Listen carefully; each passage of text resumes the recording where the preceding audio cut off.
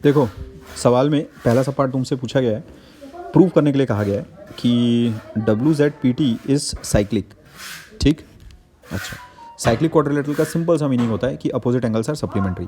तो बहुत ही आसानी से तुम उसे प्रूव कर सकते हो। डब्ल्यू जेड पी टी को अगर तुम देखो तो वो कुछ ऐसा है, ये रहा, उसका एक सर्टन पोर्शन बना रहा हूँ मैं, बस डब्ल्यू जेड पी टी बना रहा हूँ, ये रहा डब्ल्यू जेड पी टी, ऐसा कुछ। नाउ यहाँ तुम देख सकते हो ये जो एंगल है ये 90 डिग्री होगा। क्यों ऐसा? बिकॉज उसके साथ का जो लीनियर पेयर है मेरे पास, है ना, वो भी 90 डिग्री है। ठीक, यहाँ पर भी देखो ये भी 90 डिग्री होगा, क्योंकि ये वाला जो साथ में जो उसके एंगल है सेम स्ट्रेट लाइन पर, वो भी 90 डिग्री दिया हुआ है मेरे पास, इसीलिए। ठीक, तो ये दोनों एंगल्स मेरे पास फिर 90 डिग्री आ जाते हैं, since the opposite angles are supplementary. ठीक है, यहाँ तुम देख सकते हो ये वाला एंगल एंड ये वाला एंगल अपोजिट एंगल्स हैं, अपोजिट एंगल्स आर सप्लीमेंट्री, इसीलिए मैं ऐसा बोल सकता हूँ, since opposite angles are supplementary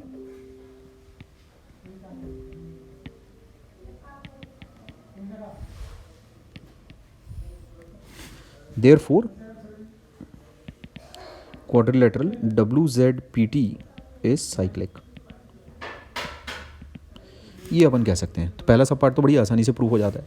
दूसरा सब पार्ट तो महा आसान है, क्योंकि तुम्हारी टेक्स्ट बुक का मैंने एक स्क्रीनशॉट उठाया है, ध्यान से उसे देखो। अगर तुम if 2 points on a given line, जैसे ये गिवन लाइन है मेरे पास AD, है ना, subtend equal angles at 2 distinct points which lie on the same side of the line. बोल ये रहा है कि 2 पॉइंट्स एक लाइन के, है ना, अगर सेम एंगल सबटेंड करते हैं on the same side of the line, देखो यहाँ पर 2 पॉइंट्स पर ये जो लाइन है वो सेम एंगल सबटेंड कर रही है, ये वाला एंगल और ये वाला एंगल।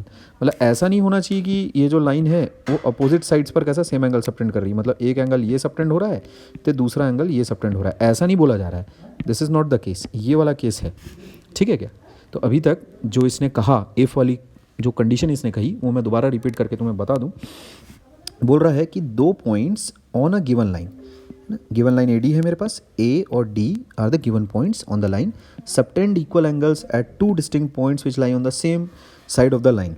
मतलब ये जो लाइन है ये 2 पॉइंट्स पर सेम एंगल सबटेंड कर रही है on the same side of the line, है ना। तो देख ही रहे हो तुम, B और C सेम साइड पर हैं लाइन AD के, है ना, और इन दोनों पॉइंट्स पर सेम एंगल सबटेंड हो रहे हैं। Then the 4 points are concyclic.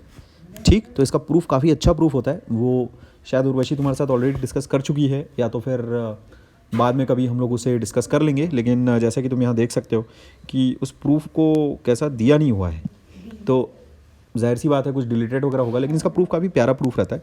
ठीक है, अगर मेरे पास कोई ऑलरेडी वीडियो अगर बना हुआ होगा तो मैं तुम्हारे साथ शेयर कर दूंगा इस थ्योरम का।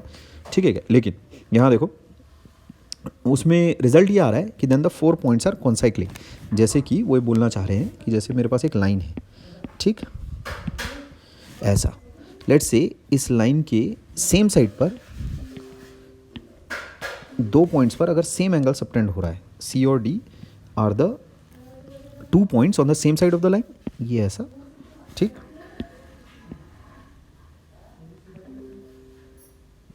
ऐसा। ठीक है, तो यहाँ तुम देख सकते हो ये दोनों एंगल्स समान हैं। ठीक है क्या? ये गिवन है मेरे को। ठीक, angle ACB is congruent to angle ADB। और तुम यहाँ पर देखो C and D are points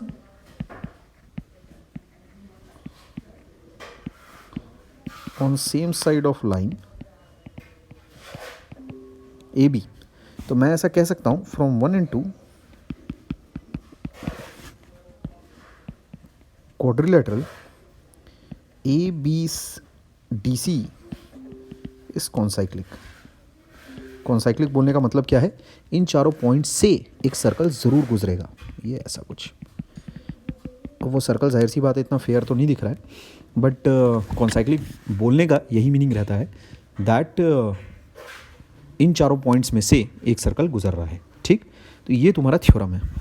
अच्छा, इसी थ्योरम को जैसे ही तुम यहाँ पर अप्लाई करोगे, ध्यान दो,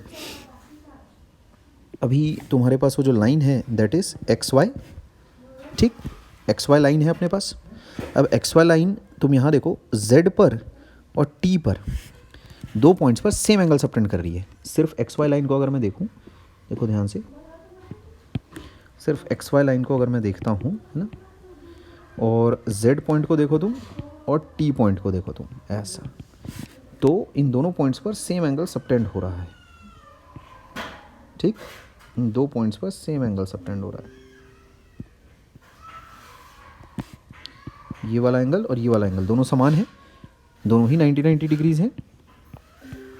तो क्योंकि z और t lie on the same side of line xy and line xy subtends equal angles at both the points z and t, therefore by the theorem we can say that these 4 points are concyclic। ठीक है, कौन सा theorem है? ये वाला। अपनी text book open करना, वहाँ तुम्हें मिल जाएगा ये, ठीक, ये थ्योरम।